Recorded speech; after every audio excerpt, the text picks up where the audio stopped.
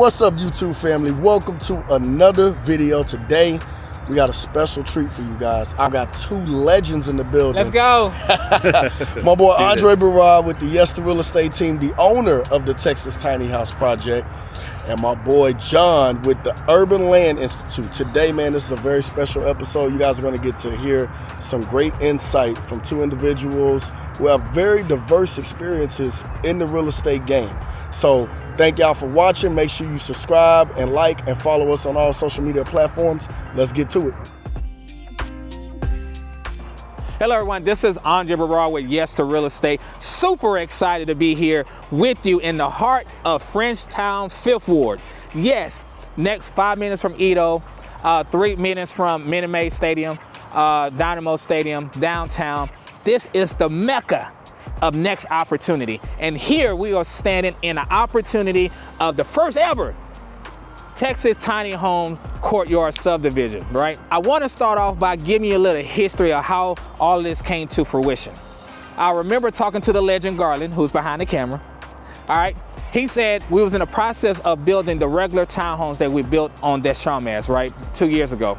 And he stated, hey, Dre, hold off on those. There's something coming down the pipeline.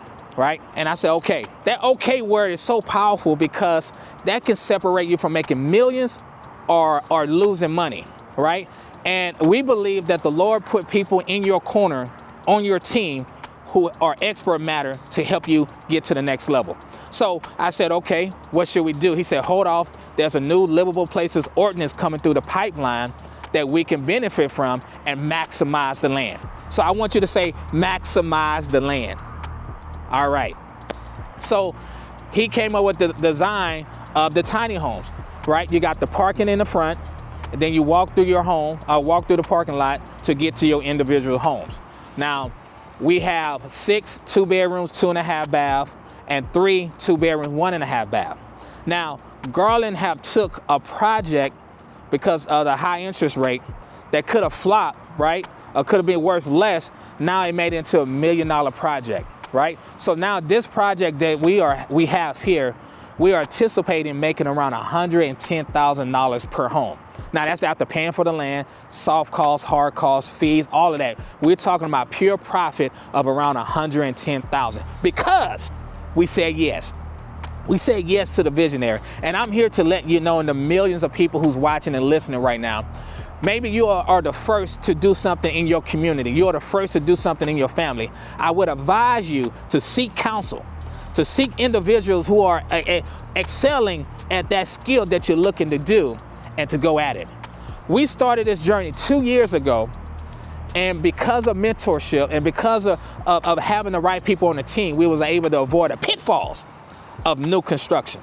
So what you have here right now is the underground infrastructure that we're working on currently, right? Now this underground infrastructure is the pipes, the catch basins that diverts the water on the land to the city sewer and drainage system, right? So we have the catch basin, then we tap into the sewer line, the water line, and if we do gas, the gas line as well.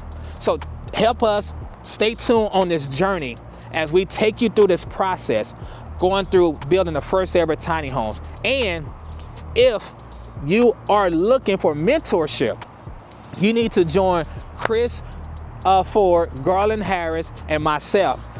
Have a mentorship class coming up again in December that you must be a part of, where we're gonna walk through the Yes to Real Estate Texas Tiny Home and break down the budget. So we talk about the drainage, the water tap, the sewer tap, the framing, the plumbing, like how much does this project cost? We go over all of that so you can have the team that you need for your first development. So thank you for saying yes to mentorship. Thank you for saying yes to the journey. And thank you for saying yes to real estate. See you and the millions of people who's watching and listening at the top. Hey guys, I'm John Paul Garland, and I am here today with Garland and his team checking out his new development here, his tiny home development. I personally have a passion for how you can make cities great, you know, bring cities back to life, revitalize areas, and just make humane environments for people to to live in and exist in and enjoy their lives in. So my background is multifaceted. I'm ULI chair of ULI Next Houston. I'm also a managing director at Rebees. We focus on retail and people-centric mixed-use developments. And I'm also passionate about investing in personal investments that tie back to living as the project you see here, similar to the project you see here. So back, I guess it's been a year ago or roughly, plus or minus, where I started with Garland, kind of understanding the Livable Places initiative through the planning department at Houston. And it was only this time last year when the initiative was passed through City Council, right? And so I'm here to check out this development to see, the first boots on the ground really utilizing this new initiative, right? We're trying to increase equity, walkability, and that's what we're here to do. And so, so I'm just excited to be here and to check out, what these new commission changes or these ordinance changes, to check out what it actually can yield in the neighborhood. So, that's what we're doing here today. So I'm excited to check this out. And it's kind of a follow-up of our tour for us, or for myself really, of the ADUs at the Manil, right? So the Manil is doing some really interesting work utilizing this new initiative as well, kind of doubling their residential density in their neighborhood and just increasing value and just increasing density and walkability and those sorts of things, utilizing these same principles. So I'm just excited to be here today to learn about what these guys are doing and how the initiative is affecting our city and making our city a better place.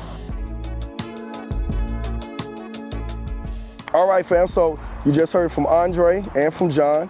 If you haven't noticed, John's last name is my first name. Isn't that funny? That is funny.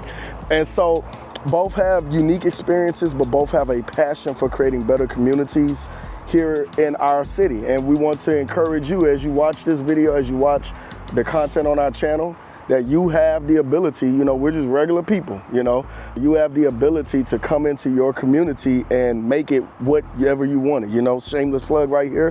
Our t-shirts, our slogan, the hood is what we make it. These t-shirts are for sale if you guys want to buy them on our website. It's not just, the hood can be, usually the hood has a negative connotation to it, but your hood, your neighborhood can be whatever you make it to be, and you can get involved. So let's go ahead now. Man, as I said, I got a special treat for you guys. We're going to start talking about the Texas Tiny House Project, and you're going to hear from both perspectives of John and Andre. You're going to hear about how this project came to pass, and you're going to hear some more details about what's next and what's coming up in this city and in this project. So I see you had this project from 2022, and now with the new ordinances, it's interesting to know kind of how you conceptualize what you were doing there versus when you acquired this land. You're doing something different here, and is it attributed to that, or is it something else, or multiple? Is it multifaceted? Yeah, no, that's a great question. Both. So we built that project, and in 2022 the market was crazy, right? But we also knew that the market wasn't sustainable at the low interest rate, right? So when Garland proposed the tiny homes, I knew that it would be a great opportunity for several reasons. Number one, the high interest rate, this property is still profitable. Number two, bringing a project to the marketplace to where everyday people in the community could afford it as well, right? And we was able to, and number three, to make sure it's profitable. So we was able to capture all three of those with this project, and just being in the trenches of going back and forth with the city. The city is really trying to understand how to bring this to fruition as well, and just being patient of going through the whole process to finally get here. And now we have a great project on our hand that really has taken off within the community. We have got a lot of great feedback from the community, a lot of great feedback from other developers who's waiting on us to see if we're going to succeed or not, right? Yeah. We are what you call the guinea pig, so yeah. How is it different? I mean, those are condos, right? You had to sell those off as condos? Yeah, those single-family townhomes, yeah. Single-family homes. Separated? Yeah, they're separated. Okay. Yeah. Were you able to get more units on this site than that yes. site? Yeah. So we were able to get more units. If we would have done the same thing, I think Garland would maybe 6, 7 homes if we would have went the same route, but now we were able to do 9 homes. And it's a little bit cheaper to build on lumber and framing. Now the plumbing is the same because it's still 2 bedrooms, 1.5 bath. We spend a little bit more on the underground infrastructure. But it could have been a lot worse if we would have went the tension in townhome, we would have spent maybe over $100,000 just on underground infrastructure. So we save money on the front end, we're making money on the back end with having more product on the lot, and we're making it more affordable to where everyday college students, people who work downtown, investors can all be a part of ownership on this land, on this home. Okay. So John, what is your thought process with following this project for a whole year, for 2 years? Yeah, my thought process is basically what you described. I'm really interested in how, basically you can get more density and still have affordable homes, right? Because right now, when you're kind of in my world, you're worried about housing affordability. Yeah. It's a national crisis, right? And how are we going to solve that?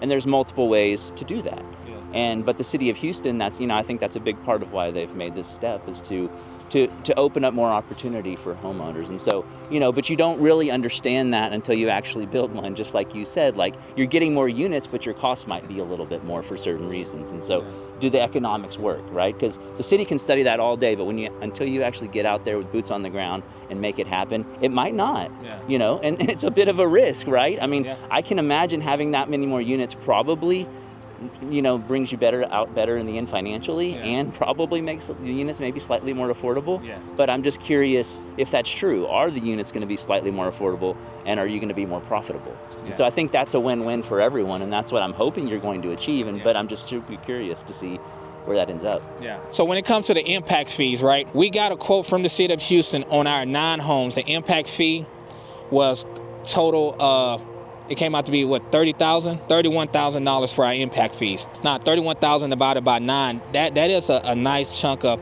profit away from your property. But also the city has this great thing that if you're selling your product below the what they call affordability for the city of Houston, I think it's like $322 now, $322,000, that you can get your impact fees waived. So now we are plus $31,000 because we are selling our product for $250,000. So also keep in mind that affordability is crucial to your sales price and what the city is helping you working on doing as well with the impact fees. And another thing I want to share with the millions of people who's watching and listening is the impact of the community. So we have a client who rents from us right now in this community. And we've been working on getting that credit together because they said they want to purchase a tiny home. So we've been working on it for about 6 months of getting the credit to where it needs to be for them to be homeowners of the tiny homes. So let's think about this. They live in Frenchtown, 5th Ward. They're currently renting. Now they are able to use their rental history to help them get financing for a home, not just any home, but the first ever Courtyard tiny home community in 5th Ward that they're currently renting in. Those are the changes that you can make as a developer in a community when you change your mindset and opportunity shall present itself. All right, also curious about what the costs are for building a project like this here in Houston, as well as the sales price. What are you actually going to be selling these units for? Such as, specific questions such as, are the units in the front, more desirable because they have an open view to the street, and what moves the needle on, how expensive are these, going to sell for? No. So the $250K sales price is at a number to where with the high interest rate it's still affordable, right? And the number at that number is still profitable for us as the developers and builders as well. So it's a happy medium, right? The end buyer is able to afford it. Us as the developers are able to build it and make it affordable so we can continue on these projects. And it's right there in the middle of a sweet spot to where both parties are happy. So John, with what you're seeing in the past 2 years and being here at the first ever Tiny Home Courtyard division, what is your thought process now that seeing the city talking about it for 2 years to now actuality and fruition? I've worked with a lot of different cities through the country, and working with cities, can be time consuming and expensive, and it can be difficult at times. So the time period within which I've been tracking this, that happening over 2-year period. Now, if you ask someone who's really been working on this for longer, it's possible that they've been working on it for longer. But for the time I've been tracking it, and from my experience around the country, it's actually a relatively quick, process for a city. to be able to change something that's this pivotal. I really do think is a pivotal thing. And you know, there's a lot of trends right now across the country that we kind of touched on earlier, but it really is true.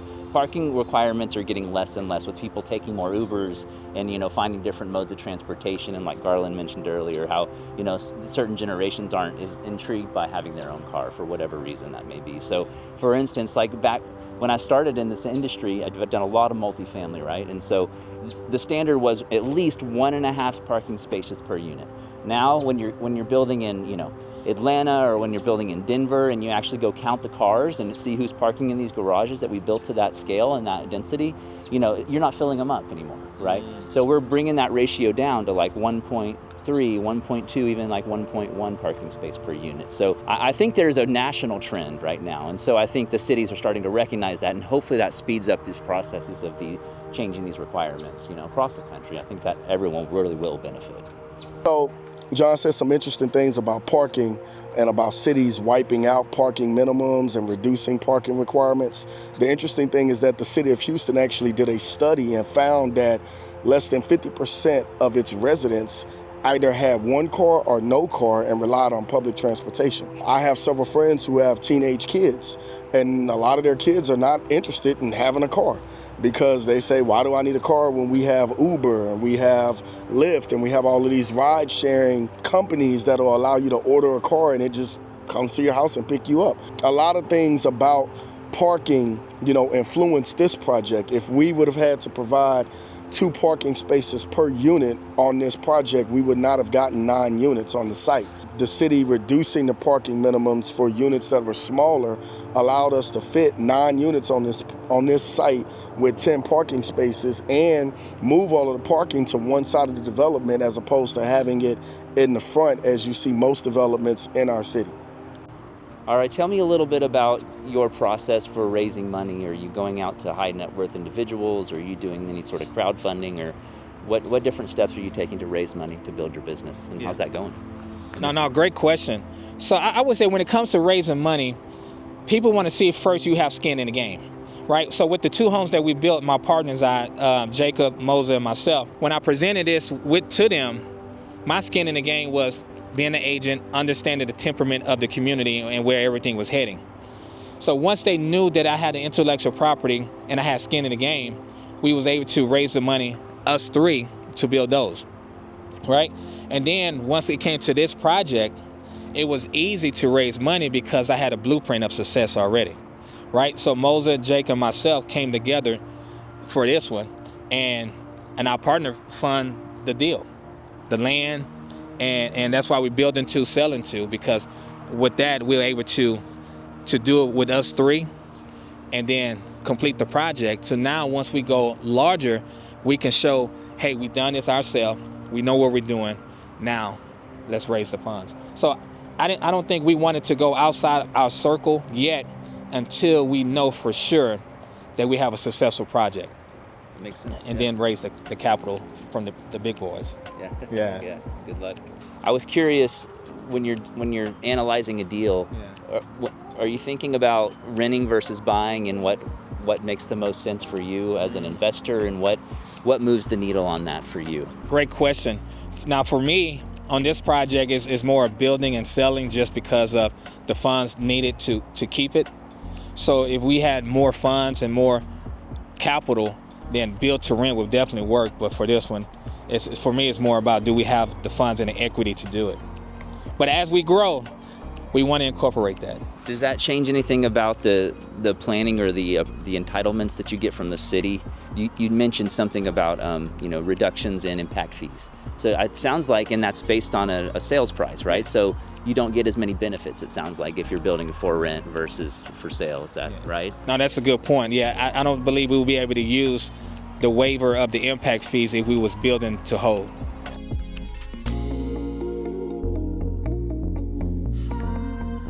All right, so now that we're standing in the parking area, we're going to talk about parking. This is everyone's favorite subject. When we've been building a lot of these projects, guys, I've had a lot of questions about parking and why the city reduced parking requirements. And, I've given people my spiel, but I'd love to hear from you guys' perspective on why you may feel like the parking requirements that the city has created are suffice, or why you may feel like they're not suffice, and maybe we need to include more parking, or what is your thoughts on that, all right? So the parking, you have some people against the new rules, some people for it. Now, I would say on this particular project for the tiny home, it worked in our favor, right? Because our homes are below 1,000 square feet, we only needed one parking spot per home, right? And then I think just one guest parking, so a total of 10. Now, that worked out perfect for us, because under the old rule change, that would have hindered us from doing 9 homes, right? So I'm for it, especially with this project, especially with us doing triplexes, more duplexes, double duplexes on lots, and more tiny homes. So I'm with the new rule change. I think it benefits the city, and especially if you're near downtown like we are right now, it benefits this area as well. So yes, I'm for it. All right, yeah, parking is an interesting topic.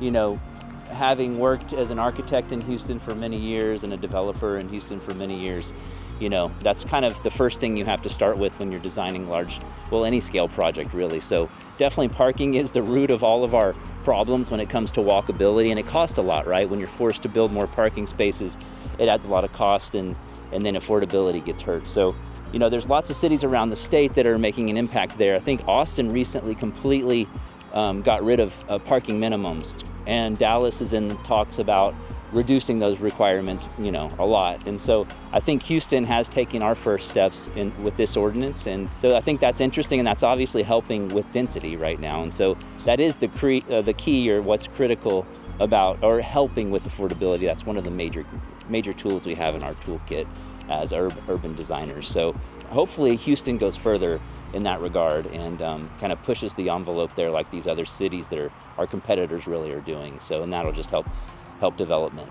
Yeah, so Garland, I'm wondering, you know, since you're the guinea pig out here, kind of one of the first out of the ground, tell me how much longer it took working through this with the city, and if you have confidence that process is improving and going to be easier for the next people trying to do this.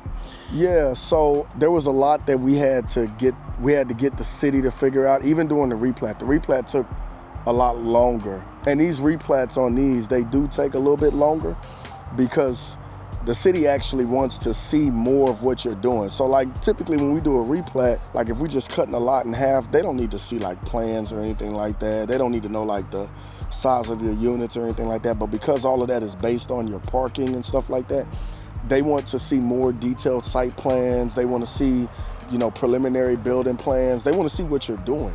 And so like the second one that we got approved, you know, we had to submit all of that to them. We had to show them the building plans. We had to show them what the unit sizes were. We had to show them everything. And so it did take a little bit longer to get through the replat. But, you know, once we got it approved, now we're getting all of the structural and the civil done, and we're going into permitting. So for this one, it did take a little bit longer to get permitting, only because we're in a flood zone, so we had to do site work. And site work permits, they're just not quick in the city of Houston, all right? The building plans, actually, it didn't take them that long to get approved. Well, technically, they're not approved right now because the city forgot to send them through the flood department, but oh, man. Yeah, that was a whole nother thing. But hopefully that'll be approved soon and we'll be able to move. But, you know, since we were the guinea pigs, we kind of helped the city figure out most of their processes. And the city was concerned that there weren't a lot of guys submitting courtyard projects or MURs, but, you know, I told the city, I was like, look, they're scared. They don't know if it can even be approved. So they just need somebody to go out there and show them that they can get it done. And once ours got approved and we did the groundbreaking, our land planner told us that there had been like maybe 6 or 8 more that have now come through, and there's more guys submitting them. The same thing with our triplexes and our quadplexes. Once we got those approved and we, you know, posted it out there, there's been more guys trying to come in and mimic what we're doing and, you know, now putting it out there because they just needed to see that somebody could get it done. So that was the biggest thing. The time frame on these, I mean, it really just, on the courtyard, it really depends on just the project. You know, there's no real standard thing because each design is going to be unique. Like in this one, you know, we got 3 units that face the street where our cars are parked on, and then, you know, 6 units that face the courtyard, which is going to be in the middle. The next one, we have the courtyard in the middle, right off the street, and then we have 3 units on either side, and then there's a unit in the back of the courtyard. So it was a different design, a different layout that we had to come out with, because you have to figure out the parking challenges and meet all of the city's rules for the parking requirements. So it's really just, I don't know if there's a standard time frame that I can give people. It really just a per project basis, because we have to figure out what works for that specific site. And I think that's the great thing about the courtyard. It's not something that can be standardized. Every site will be unique and different because of the way that you have to design the project around the courtyard. Yeah, okay. Well, interesting. That's makes it exciting for you as when you're wearing your architect hat, right? Always That is true. That is Yeah, true. You get to come up with something new. You don't have to just repeat the same thing over and over. I mean, we might use the same floor plans, but Okay. the actual layout of the community will be different each time. Okay. Yeah. So when you started this project, when did you start this one? When did you first conceptualize this? January of 2023, maybe. I want to say, or no, it was. I think I ran across the Livable Places meetings it had to be late 2022. And then I think it got to be when they put out the first draft ordinance. That's Okay. when I started creating the plans for these, because I was using the rules from the draft ordinance to create this site. I don't know exactly when that is. I'm gonna say February of Okay. 2023. And so, they made changes to that ordinance as they Right. went on. But me and shout out to Nahom with New Era Development, me and Nahom, we worked very closely together with the city and the planning department to try to figure out these rules so that when they approved it, we hit the ground jumping. I mean, we hit the ground running. And we were the first one to get it approved through the planning commission, and then the first ones to get it approved through permitting, because we were already doing a lot of the work before the ordinance was even approved. We had already made up in our mind that this site, that it was better for this community for us to build the $250,000 homes than to build $450,000 homes. Yeah. Well, congrats for being the first, and excited to see when this delivers. When does this deliver, do you think?